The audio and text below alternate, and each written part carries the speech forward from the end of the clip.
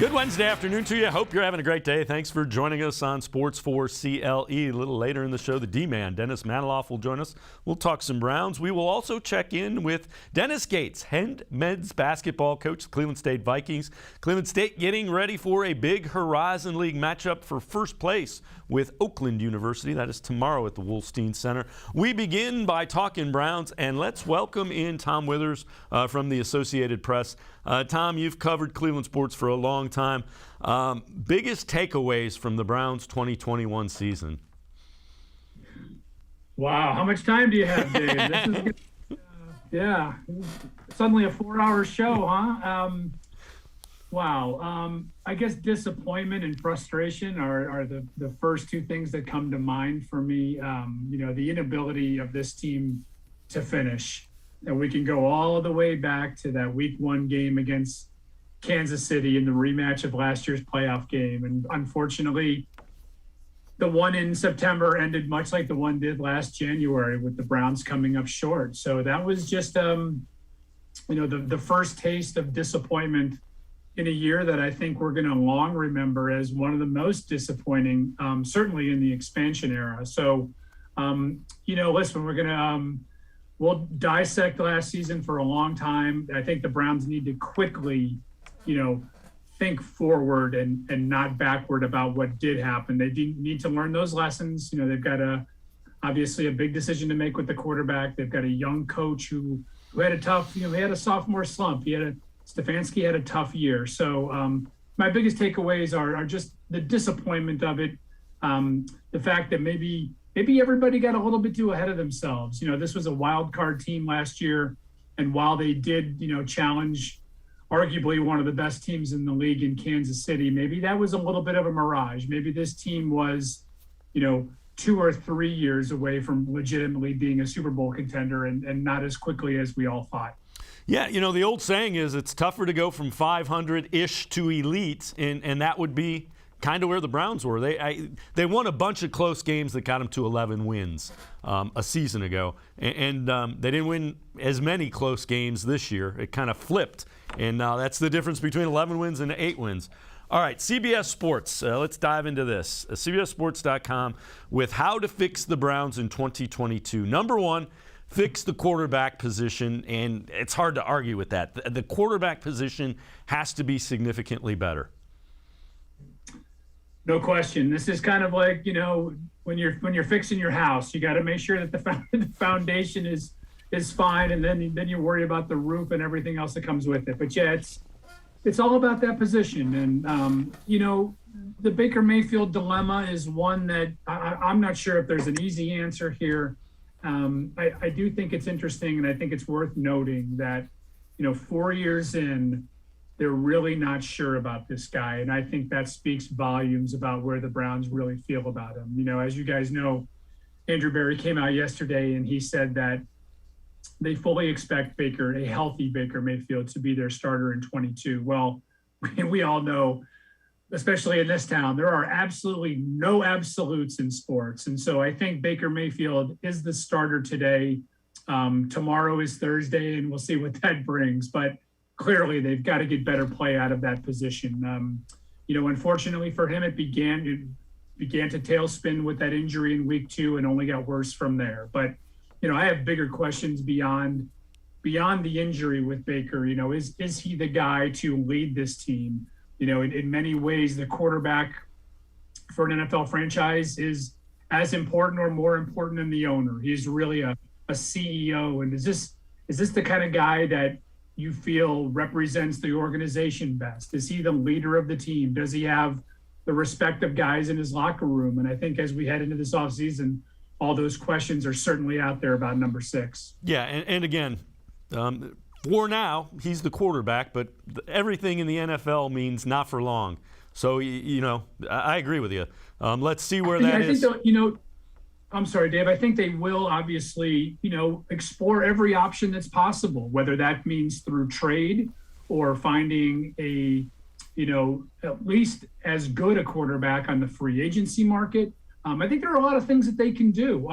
A trade straight up is going to be difficult to do because first of all, you've committed yourself to a $19 million contract for next season. That's a big ticket number. And so, to find that comparable match, it's not like the NBA where the monies have to match up in terms of making a trade. But when you look around the league, who is that guy that you're going to go after? And as you know, it always takes two to tango. And you have to identify that team first of all, and they've got to be willing and eager to take on a guy like Baker Mayfield with all the baggage that comes with him. So it's going to be interesting. I'm glad I'm not the one making that decision or pulling that trigger, because I think Andrew Berry really has got himself a major dilemma this offseason. Yeah, and where I was going with that, Andrew Berry's a good GM. I think we can say that, and good GMs listen to everything that is out there, and I'm sure he will. Number 2 on this list, add a number 1 wide receiver to the roster, and I wouldn't stop at number 1 wide receiver. You need to add multiple wide receivers to this roster. I don't disagree with you, and my addendum to that, Dave, would be get yourself an upgrade at tight end. I think, Austin Hooper has just not, unfortunately, lived up to what everybody thought he was going to be, and obviously the money that they committed to him as a free agent. I do think David Njoku is a player that they'll strongly consider re-signing at the right price. I think Harrison Bryant has given them some good moments at that tight end position. But it's the way that this offense is constructed, Dave, that I think the tight end is as valuable as a number 1 wide receiver in many ways. Now, as far as the wide receiver is concerned, yeah, they need an upgrade there. I do think that Donovan Peoples-Jones has shown some potential, but I don't think he is a number 1. I think we all know that Jarvis Landry is not a number 1, even on, in any circumstances. And with him owed $15 million next year, that's going to be tough to see him come back. When Beckham left, you lost that deep, take the top off of a defense threat. And while we see some promise in Anthony Schwartz, he's not ready for that. So I'm with you. They got to go out and figure out a way to get a top target in here for whoever the quarterback is. Yeah, I would agree. And we've kind of touched on number 3 is re-sign Jadeveon Clowney and David Njoku. So we touched on Njoku. Let's combine that with 4. Find some different making mainstays at defensive tackle. So basically they're saying you got to beef up the line a little bit. Yeah, I don't disagree with that. And I think we all saw what the Clowney-Garrett pairing could not have gone much better, right? I mean, Clowney, who comes in here with all these questions about his durability, stays healthy. I think it's very clear that him being out there had an impact on the season that Myles Garrett had, and vice versa. And I would hope that Clowney, as he goes into the offseason, recognizes that the reason that he made all that money with the incentives built in with the sacks is because Myles Garrett was out there occupying 2 and 3 guys per snap. So I think he's one that they will strongly go after, Dave. I don't know, what what Clowney is looking for in terms of security, whether it's a multi-year deal or not. Myles Garrett said he's made the pitch to him a couple times. We all know that Clowney likes the warm weather. I also wonder about, what kind of teammate is he? And unfortunately, over the last couple of years, because of the pandemic, we don't have access to the locker room. So it's a very difficult thing for us to kind of get a sense on, chemistry. We've heard about that the last couple of days, right? Was this team as united as it needed to be? So, and I agree too that I think an upgrade at the defensive tackle, finding that stout guy that you can plug in there is very important. I think Malik Jackson, who was signed to a 1-year deal, gave you some nice moments. I think Tommy Togiai, who was drafted last year, clearly as a development player, started to come on towards the end. I think we've seen enough out of Jordan Elliott to think that he could be in some kind of a rotation at that position. But I don't disagree. I think it's time to look for, that complementary guy, whether that's a Jadeveon Clowney type or not, somebody to pair on that side with Garrett that could make things better for the entire line. Yeah, fair enough. All right, let's head to the voicemail of Truth and Reason. This one about the quarterback. I think I did a quick comparison of Baker Mayfield and Drew Brees. And, yeah, I know Drew Brees is probably going into the Hall of Fame. He's been a Pro Bowler and an All-Pro player for 10 or 12 years. But I think the comparison is kind of staggering. You lose your left arm, you lose your accuracy, and you lose your pop on the ball. So if Baker Mayfield is traded, the Browns pick up a quarterback that's maybe in his mid-30s, Baker brings a team like New Orleans to the deep into the playoffs or gets near a Super Bowl, he's a king. And I think that if the Browns don't make it closer than Baker Mayfield does, then Stefanski and Berry are in a lot of trouble this year. If that happens 2 years in a row, then Stefanski is probably looking for a job, and Andrew Berry is probably looking for a job the year after that. Well, Tom, I don't know about that. The one thing I would say is when you compare Drew Brees to Baker Mayfield, what is Baker Mayfield's elite skill? You know, Drew Brees had one.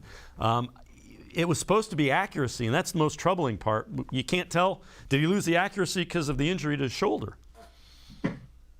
That's so right. I don't. There's so many connections that I can't make, Dave, because I don't know how hurt he was. And then the thing that I always question about this is, okay, his shoulder was bad, but what about the decision making? You know, what about these times where he had guys open underneath and either just didn't see them or decided to throw somewhere else? So I'll be honest with you, I have a hard time putting Baker Mayfield's name in the same paragraph with Drew Brees, only because that's arguably one of the top 5 quarterbacks in NFL history, particularly statistically. So I get the comparison in that, you know, size-wise, they're very much the same. But, you know, Brees is always a guy that, to me, has raised the level of his teammates. He's made everybody around him better. And I did think we saw some of that with Baker in college, certainly. I think there's been moments last year where we saw some of that, but just not nearly enough. So I would really avoid the Drew Brees comparison. I think Baker is his own unique player. I think he brings a lot of good, positive intangibles to the table. We've talked about his toughness.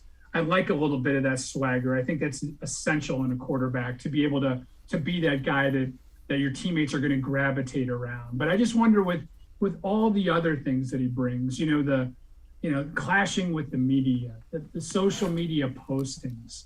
I never saw Drew Brees do any of that stuff.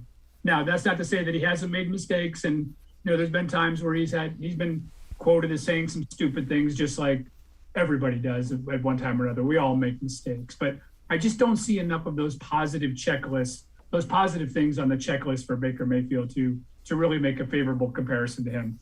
Now, that said, I could see a guy like Baker Mayfield joining Sean Payton in New Orleans and end up having a pretty good career, only because of the way the offensive system that he plays. So, big decisions to make with that quarterback. And just when we thought we had it figured out in Cleveland, we're right back to square one in many ways. Yeah, the quarterback, something that has to get fixed. Tom Withers from the Associated Press and I, step aside, take a quick time out. On the other side of the break, we continue talking Browns. We will look at the wide receiver position, who's here and who might be available. Sports4CLE will be right back. Stay with us. Welcome back. Back to new friends, new classroom, and learning new things. Back to wearing shoes, man, like real shoes. Back to rushing to class. Back to having questions. Lots of questions. Back to vending machine dinners. Back to too much caffeine, too late at night, but feeling like it was a night well spent. Back to pursuing your dreams and taking control of your future. Come back to go forward. Try C, where futures begin.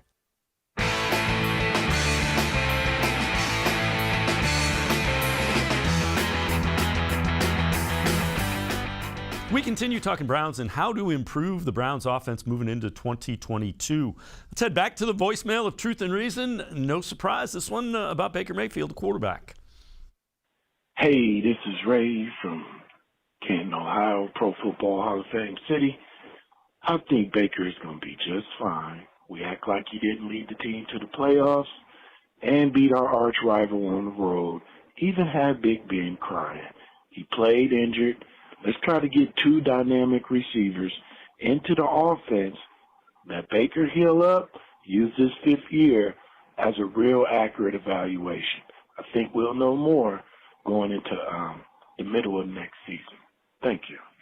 All right, fair enough. Wants to be patient with Baker Mayfield. And, Tom, that's something this franchise hasn't been a lot, is patient. So, again, I think the ownership feels they've got the head coach and they've got the general manager, and they're going to let them make the football decisions. So that's good.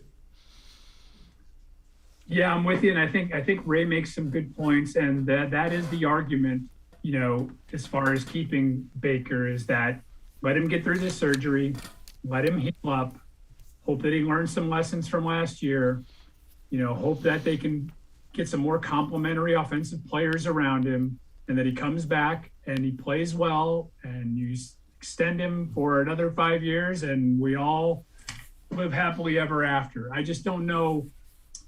Dave, as I said to you earlier, I think the fact that we're 4 years in to his career here and we're still having these conversations really says a lot to me. There's always been questions about his size and whether or not he sees well enough down the field. We've talked about his comportment off the field and whether or not that's a liability or not, or something that, the team wants to have going forward. Again, I think another thing that they have to evaluate this offseason is, does this offensive scheme that they're running, which is that 13 personnel that Kevin Stefanski favors so much, that is so tight end friendly, is that the right one for this quarterback? And is this quarterback the right one for that system? Is there a possibility that they could change the scheme a little bit? I can see that. There's also been a lot of talk about the relationship between Mayfield and Stefanski. And I think it's actually pretty good. I do think that they get along. I mean, like anyone else, you have a disagreement with your boss, or you don't see things exactly the same way at times. But I think that's part of this discussion as well. So again, I don't know what they're going to do. I do think they're going to examine every possible scenario before they decide to hand him the ball and hand him the keys to the car again in 2022. Yeah, and let's get this out there too. When you're losing, everything is magnified. So the quarterback head coach relationship on a team that only wins 8 games when they're expected to be a playoff team, yeah, it's going to struggle. There's going to be tension. There should be tension, quite frankly. There should be tension. That's exactly right. They put a lot of time in. Yeah, and getting back to your patience point, that's part of it. This can't be knee-jerk reactionary, right? The frustration has mounted. Now maybe there's this little cooling off period and everybody kind of takes a step back and says, okay, how do we get this guy back to how he was at the end of the 2020 season? And if it's as simple as, and we don't know exactly the extent of that injury, if it's as simple as him getting that labrum fixed and getting him healthy and getting him back out there with a couple of more pieces, then fine. If that's the answer, then fine. But if you're still worried about, again, his decision-making and whether or not he's an elite quarterback who can take his team on a game-winning drive when the game is on the line, then you got bigger questions. Yeah, I agree wholeheartedly. All right, let's take a look. These are the Pro Football Focus grades for the wide receiver room, and this is quite telling. Out of 133 eligible wide receivers, Landry was 74th, DPJ 80th, Schwartz 112, Higgins 121. That'll tell you those guys didn't grade out in the top half of the wide receivers. That is stunning that not one of your wide receivers graded out in the top half of the wide receivers. Let's dovetail that. Here are the free agents that are available when you look at who might be a target. Adams, that's not going to happen. Godwin probably isn't going to happen either. Allen Robinson could happen. Mike Williams could happen. I'm laughing at Odell Beckham Jr. I didn't remember him. I think it's safe to say Odell's not coming back. DJ Shark from the Jaguars is somebody that's intriguing as well. Of course, Michael Gallup is dealing with an ACL. But I would think you probably want to get a pretty good free agent wide receiver in addition to drafting a guy up high. Yeah, I'm with you, David. Let's circle back on those Pro Football Focus numbers for a second. And I do think they do a good job. I think sometimes people get really caught up in what those numbers look like. And I think a lot of times we don't know the other variables that go into, putting a grade on somebody. What was the play? Did the guy run the right route? Did the quarterback miss him? Was there another component of that play that broke down that led to an incompletion or a catch or a touchdown or an interception, whatever the case may be? So I'm a little leery of those numbers. Now, that said, at one point we considered the wide receiving group for this team maybe its strength. one of them, if not the offensive line. We certainly went right to all those targets on offense, and look where we are a year later. You don't have a deep threat. Jarvis Landry, for all intents and purposes, has probably played his last game in Cleveland. Rashard Higgins, who had all this great chemistry with Baker Mayfield 2 years ago, is kind of once again, the missing mystery man. Nobody knows from week to week whether or not he's going to have 5 targets or be inactive. Peoples-Jones, I think, is still intriguing to me. He's a young player. I think they've been trying to figure out exactly where he fits in this offense. He kind of runs that intermediate route. He doesn't have great, speed in terms of, twitch off the line of scrimmage, but, once he gets ahead of steam and gets downfield. But I don't think he was utilized the way that I envisioned him, especially during training camp when he was clearly, having a breakout and making us all kind of re-examine what his contribution might be going into the season. So, yeah, Dave, you look at that list of free agents and, sign them all if you can. Because I think they really need an upgrade from top to bottom here. All right, here are the wide receivers that are available via the draft, at least the top ones. Drake London from USC is a guy that is big, physical. He's been injured. He was injured early in the year. Jameson Williams, number 3, tore his ACL in the national championship game. A lot of people think Garrett Wilson will be gone in the top 10. So you're looking at somebody like Chris Olave, maybe Drake London. The thing about London, 6'5", I like that size, and he's a guy that makes contested catches very well. Yeah, I'm going to sound like a real homer here, but if you can sign up, if you can get Garrett Wilson right now, go ahead and do it. I just was so intrigued by that kid at Ohio State for a number of years and for a number of reasons. He can get deep on you. He can catch the short ball and turn it into a long gain. Terrific hands. And let's not forget, from the same area as Baker Mayfield. And Baker has worked out with him in the offseason in Lake Travis in the past. So there is a connection there. I'll be honest with you, Dave, there's times where I watch the Dallas Cowboys and I look at CeeDee Lamb, who I think is one of the best wideouts in the league without a doubt, and think about the connection that he had with Baker at Oklahoma, and think about what that would mean to Mayfield to have a guy that he's comfortable with from the jump. Not kind of the forced marriage that we had to have with Beckham, not him learning guys as he goes, somebody he already knows and somebody he's already worked with. So, hey, that's a good list. I mean, those 2 Buckeyes are both excellent players. I think you're right. I think Wilson ends up going really high, but hey, the Browns are at 13 right now. We've seen this team's willingness in the past to move up to get the player that they covet. You don't have to look as far back as JOK last year. So, I could see that being a marriage done here real quickly. Tom Withers from the Associated Press and I are going to step aside, take a quick time out. On the other side of the break, we'll talk a little bit about Myles Garrett, type of season he had. Sports4CLE, we'll be right back. Stay with us. When it comes to selling you a mattress, most retailers are handing you a long line of extra steps that drive up costs and create confusion. At the Original Mattress Factory, we simplify the mattress shopping experience by building mattresses and box springs in our own local factories and selling them direct to you. It's short, sweet, and simply makes sense. So experience more than just the mattress store. Experience an original, the Original Mattress Factory.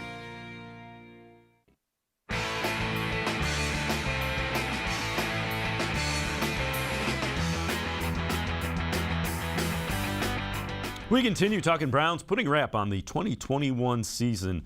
Keyshawn Johnson, former NFL player, had this to say about Browns quarterback situation on ESPN's KJM.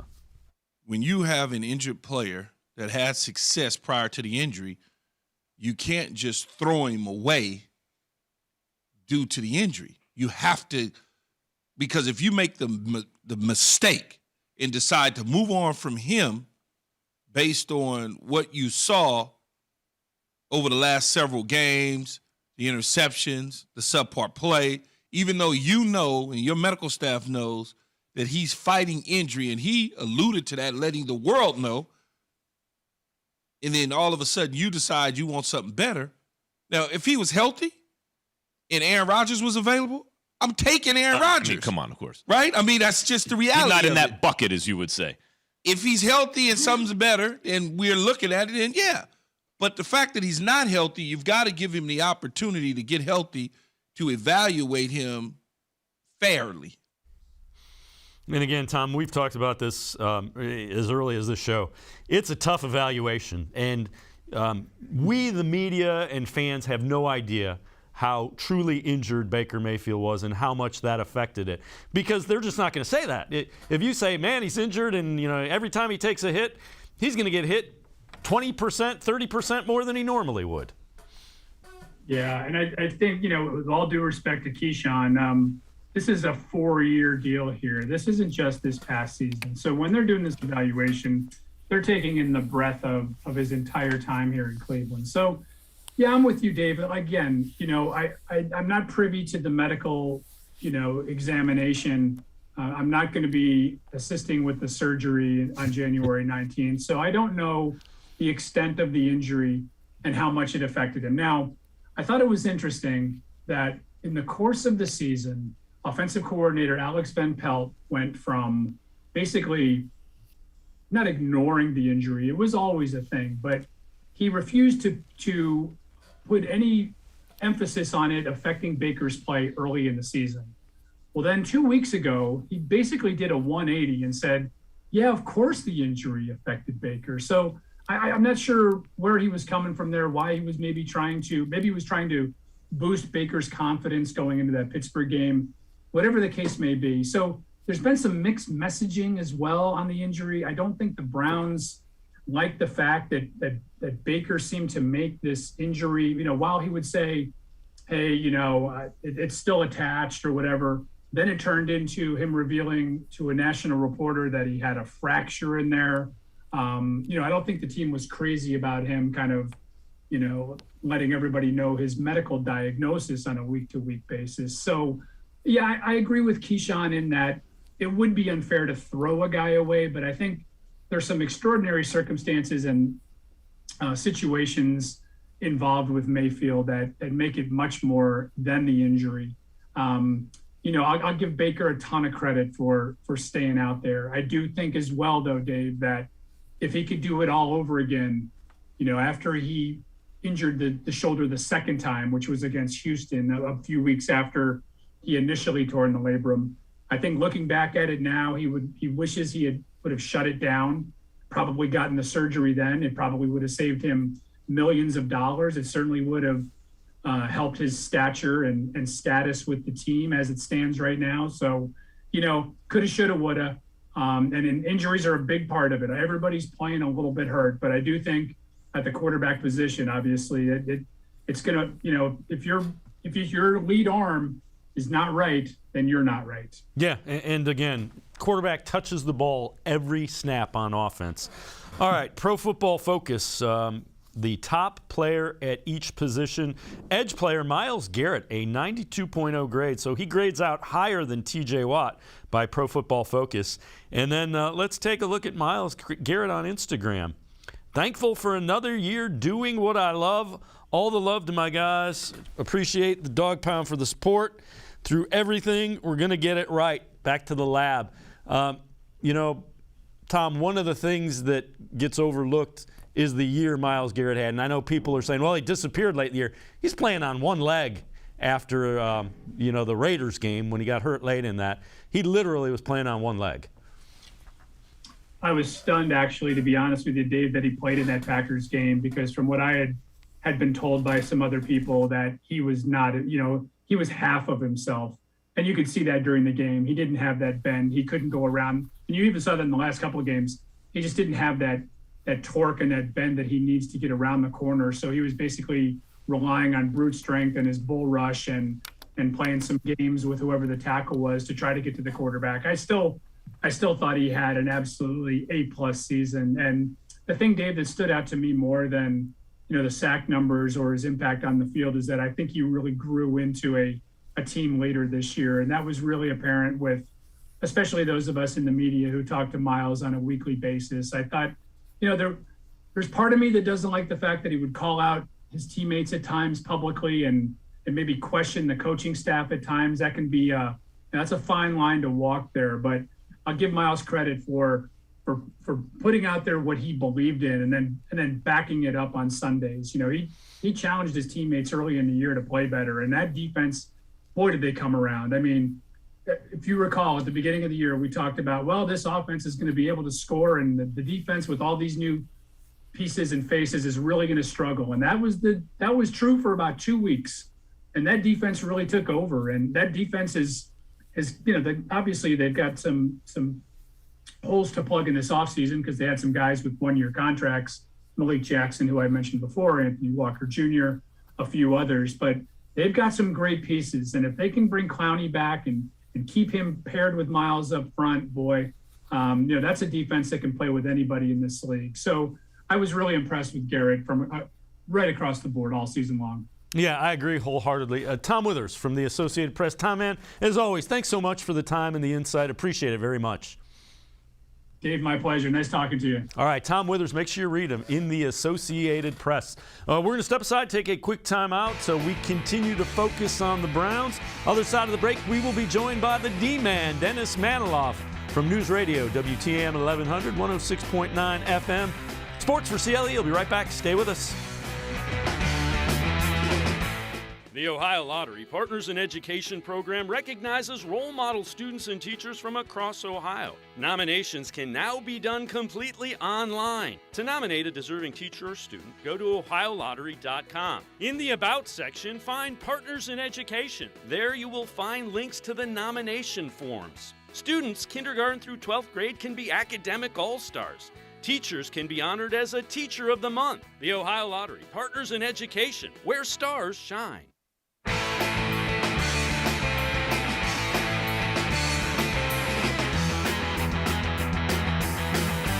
We continue talking Browns, putting a wrap on the 2021 season. Browns 8-9, a disappointing season. Time for us to head to the voicemail of Truth and Reason. Frequent contributor Ron Byer with this one. I would like to know you and your phone guest's opinion concerning one aspect of the new NFL. Here's what I mean by that. As a longtime fan, I was used to players staying with one team most of their careers. So you rooted for your local team and players with passion. Now the younger generation gravitates toward individual players and will root for that player and team no matter where they're at, and will no longer root for the local team. Let's welcome in the D-Man, Dennis Manoloff from News Radio 1100, WTAM 106.9 FM. D-Man, that's not just the NFL. That is basically what's happened starting in basketball, and it's continued to go into the NFL, really. The premise that athletes move and it's harder to root for a given set of players on your team because of the fluidity of rosters. However, I disagree with the voicemail of Truth and Reason caller on the fact about the fans not rooting for their team as much anymore. I still think that there are avid fan bases in every city, and that those fan bases will absorb roster turnover and they will absorb new faces and still root for that given team. Fair enough. All right, D-Man, you were one of the few, when I was saying 10, 11, maybe 12 wins, you were telling me to pump the brakes.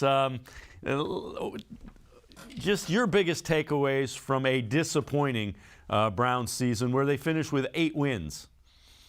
Well, I mean, truth be told, I played the schedule game and had them no worse than 10-7 and likely 11-6. So I wasn't as high on the roster as you were, Dave, and others, but I still thought it was good enough to win 10 or 11 games. And what's sickening about this season is that 10 was all that you needed, okay?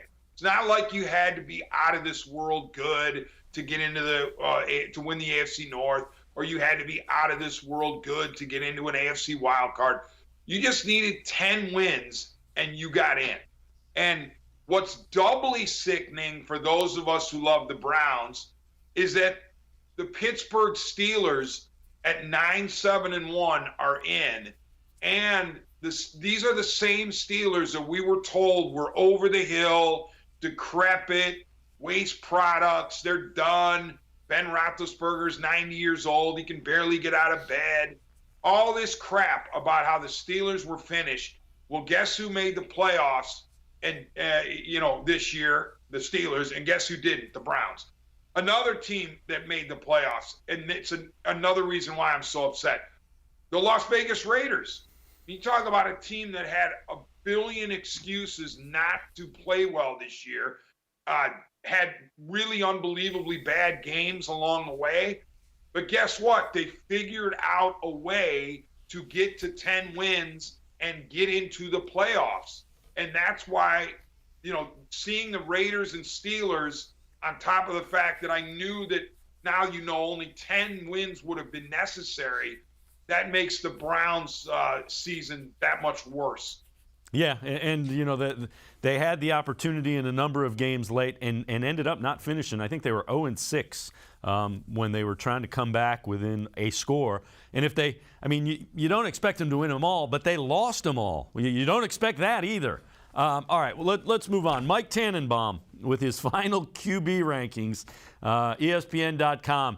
Baker Mayfield is down at 32, behind Trey Lance, Taysom Hill, Davis Mills, Ben Roethlisberger, Case Keenum, the backup, and Jared Goff. I'm not quite sure what metric Mike Tannenbaum is using there.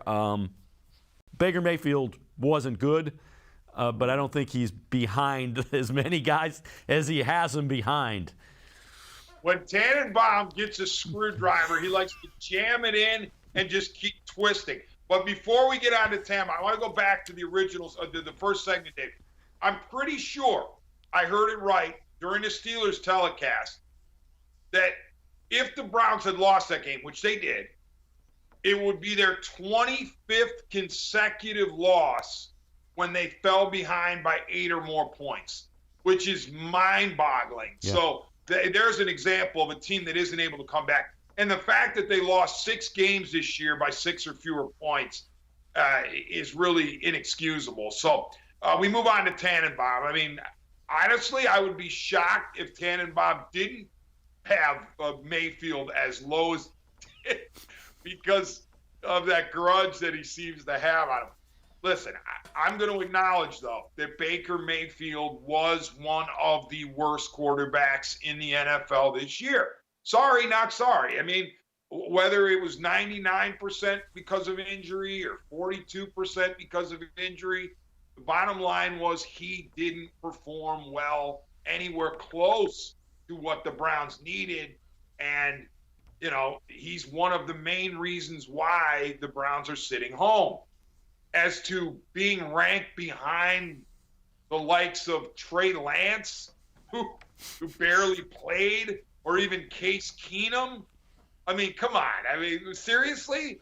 Like Case Keenum, the Browns had so little confidence in Case Keenum that they wouldn't run him out there when Baker Mayfield had a torn up left shoulder, a banged up ankle, a banged up knee. I mean, he could barely move, and they're like, no, we're going to send him out there against the Packers, for example.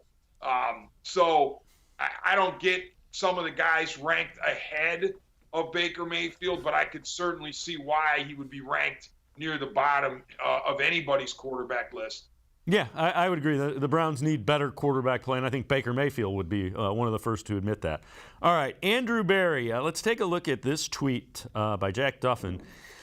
So Berry and Stefanski, 2020, they went after offensive line help and free agency in the draft.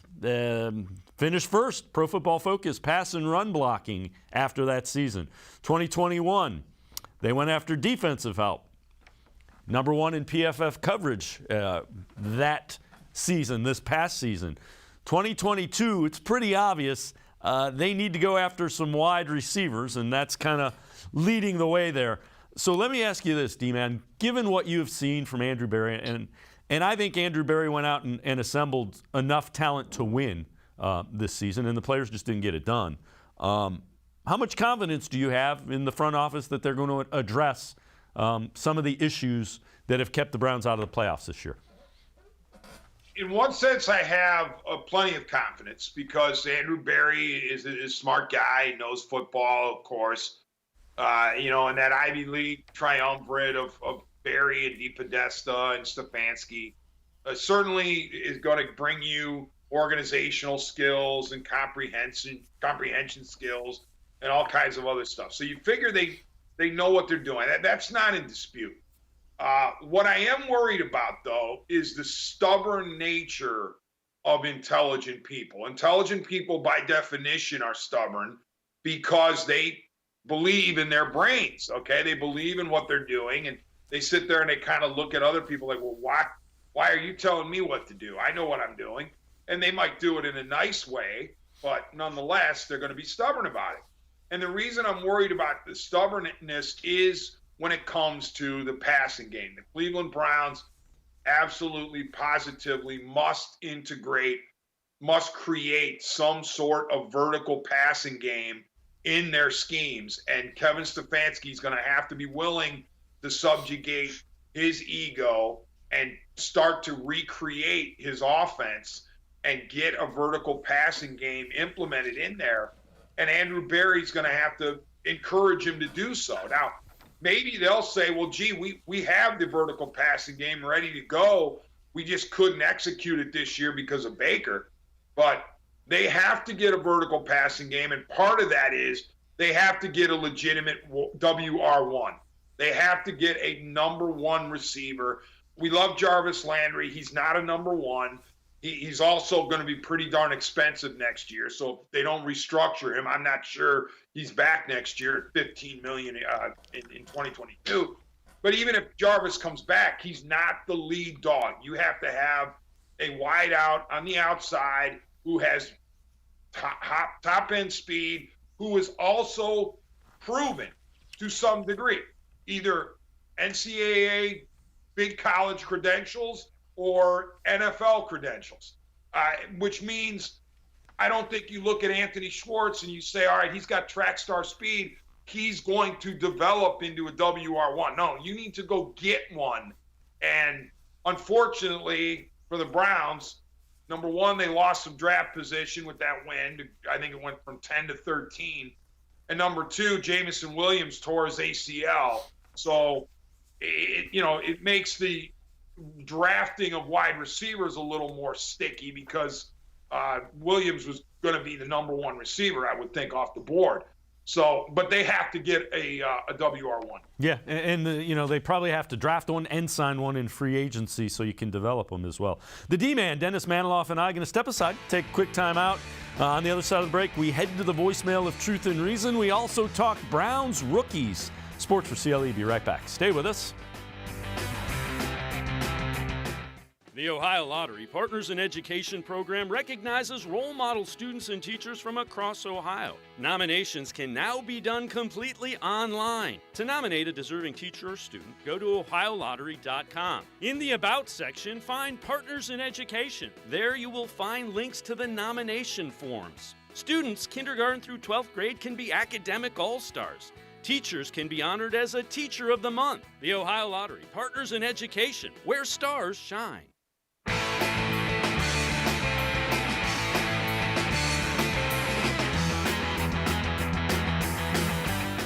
We continue talking Browns, wrapping up the 2021 season. Time to head to the voicemail of Truth and Reason.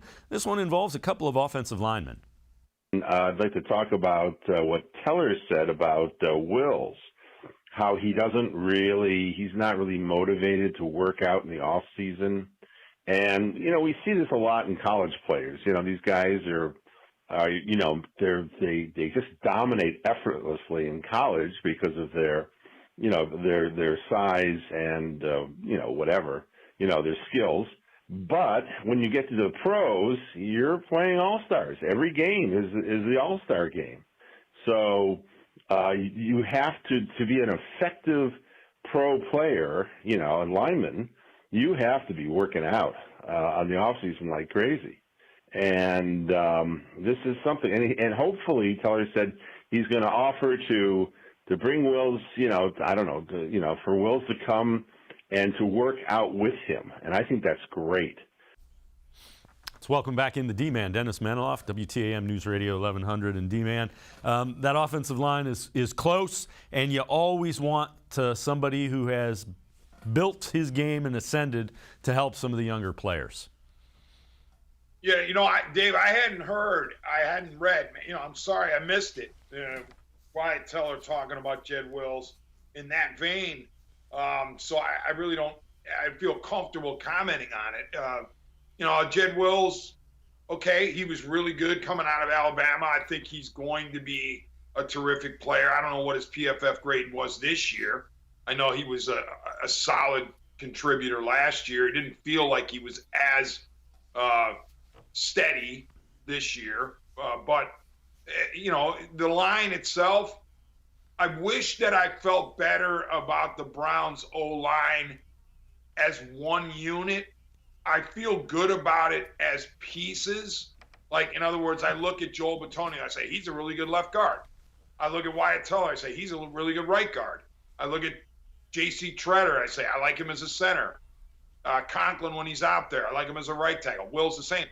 But as one group, I just don't feel like they're as good as maybe their individual grades. And when I think about how the Browns, when they desperately needed a few yards more against the Raiders, running the ball and couldn't do it to extend a possession and run out the clock, and other times where they needed short yardage gains or even to pass block, and they maybe gave something up. I wish this line were more dominant, I guess, is what I'm trying to say. All right, let's take a look at Pro Football Focus's all-rookie team, and the Browns place a couple of guys on it. The number one overall pick, Greg Newsome, is one of the cornerbacks on it, and he was really good. And of course, Jeremiah Owusu-Koramoah, the linebacker who the Browns got in the second round, traded up to get him, also on the Pro Football Focus all-rookie team. Both of them played really well. Here is Andrew Berry talking about both JOK and Greg Newsome. I think both those guys, they played well. They grew as the season progressed. I think there's still a lot that each guy can improve. And we've obviously had that conversation with both individuals as they enter the offseason. Good rookie year. But they're going off on into the next several months with targeted areas that they can work on so that they can take a step moving forward and be a big piece of what helps us get to the playoffs in 2022. And D-Man, I liked both of them a whole lot. Greg Newsome, the best thing you can say about a rookie cornerback, they didn't throw at him a whole lot. That tells you all you need to know.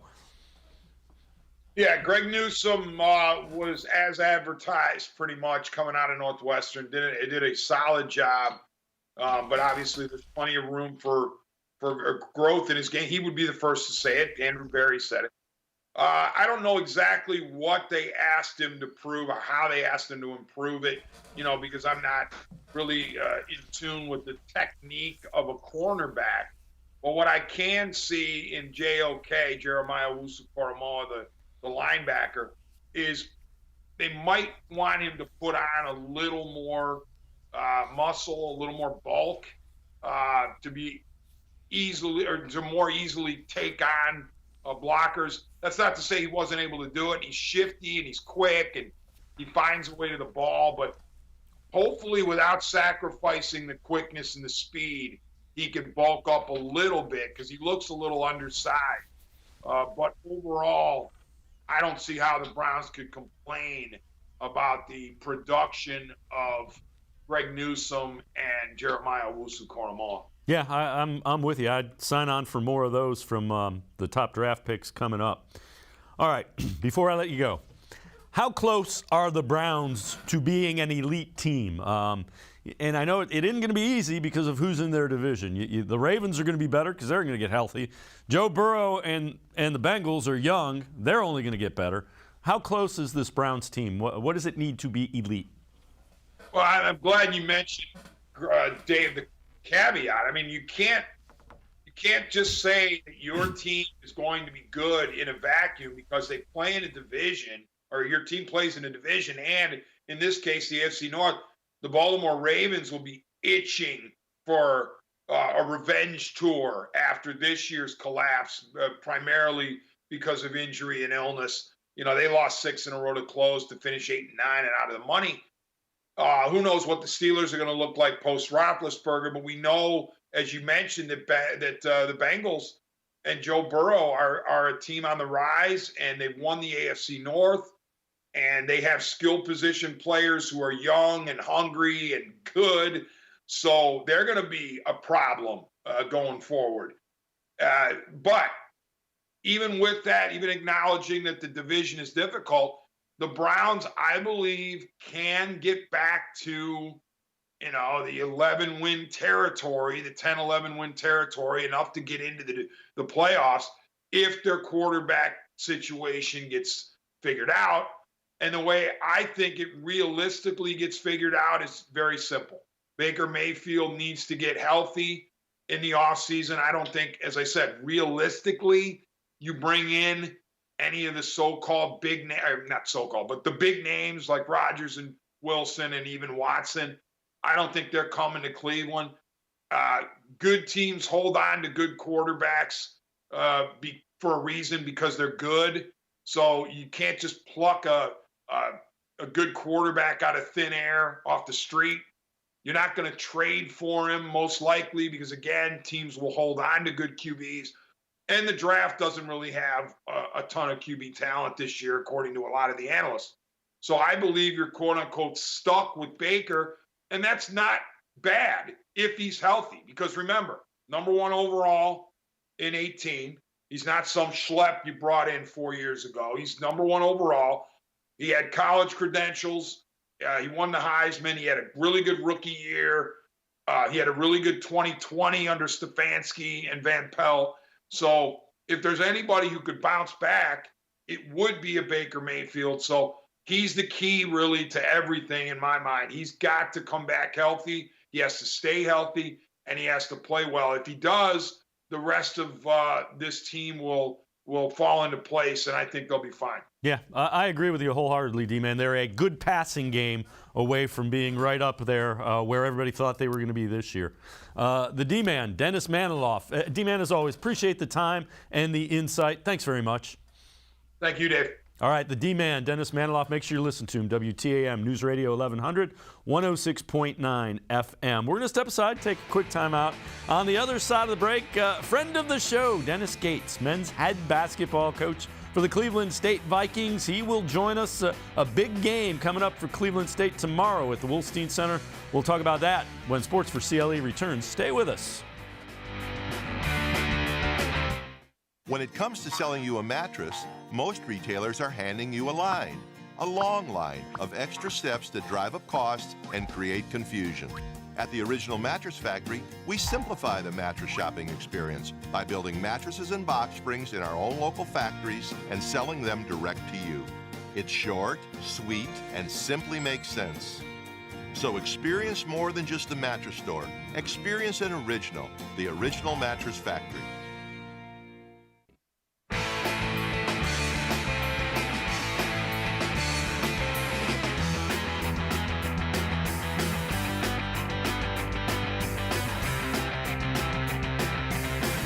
Welcome back to Sports4CLE. We turn our attention to the Cleveland State Vikings. Tomorrow night at the Wolfstein Center, a night with the Vikes. People can go online. First 500 can get one free ticket to tomorrow night's Horizon League matchup. That will be available until noon or until the 500 tickets get used up. Let's welcome in head men's basketball coach Dennis Gates. Coach Gates, as always, appreciate the time. Tell us about the night with the Vikes, how excited you are to get some folks out into the Wolfstein Center. Well, night with the Vikes is obviously one of those things that President Sands, Scott Garrett, and myself has combined to buy the first 500 tickets for our fans here in Cleveland. It's definitely something I'm looking forward to, something that our fans deserve. Last year was a season without any fans in those seats. So this year is an opportunity for that support to come on in and get a great, unbelievable basketball game between two undefeated teams, and obviously a rematch from our Horizon League championship game. The top two teams in the Horizon League, Cleveland State ranked 21st in College Insider's mid-major top 25. What is going well for the Vikings? I know you have a lot of guys back from that team that made a trip to the NCAAs a season ago. Absolutely. Well, what's going great is this. I'll say our team has gotten better. Our individual players, our leaders have gotten better at their responsibilities and their jobs. Obviously, having a returning first-team all-conference guy in Torrey Patton, he gives us a guy who is garnering all the attention, which allows for his teammates to benefit from. He flirted around with a triple-double just a week and a half ago. But Demoy Hodge is leading us in scoring right now with 15 points per game. And that's simply because all the attention is getting to Torrey Patton. In addition to the growth and development of Trey Gomillion, who is the returning defensive player of the year, that attention is coming from and giving these guys an opportunity because Torrey Patton is garnering most of the attention, and the same as the development with Deontay Johnson. I'm excited about our bench, Jason Woodridge, Brock Finstoon, and Yael Hill. They're doing a wonderful job and filling in all the gaps. So when you look at this game, how excited are your guys to be playing in a game like this? 2 unbeatens at home, trying to get a big crowd yelling at the Wolfstein Center. Is this the type of game that you want more of for your team? Absolutely. This has March ramifications all over it, and it's actually going to be a game that I really feel in January will have the March vibes. When I say March vibes, you're going to have a high-level competitive game. You're going to have an unbelievable atmosphere. You have unbelievable student athletes out there performing. Oakland, led by Greg Campy, who has over 650 wins in his career. They have a great team. It's one of his best teams since he finished first place in the Horizon League in the 2016-2017 season. Jalen Moore is a point guard that's leading our conference and the country in assists. Jamal Kane is a transfer from Marquette that I believe is one of the most impactful transfers in the country. Those guys have great supporting staff. They're well coached. They have an unbelievable defensive philosophy. And I just think when you clash the two programs, no matter where it's at, whether it's home, on a road, or neutral site, because of how last year ended for them, with us defeating them in the championship game, is going to have an unbelievable emotional tie and emotional pressure for sort of a redemption to take place. All right, I'm not going to ask you to give us away any of the game plan, but what are some keys to getting the win against Oakland and staying undefeated in the Horizon League? Well, we can only control what we can control. We got to do the things that we do. We got to defend at a high level. We got to rebound the basketball. We got to obviously come away with a positive assist-to-turnover ratio, which is something that we've led this conference with.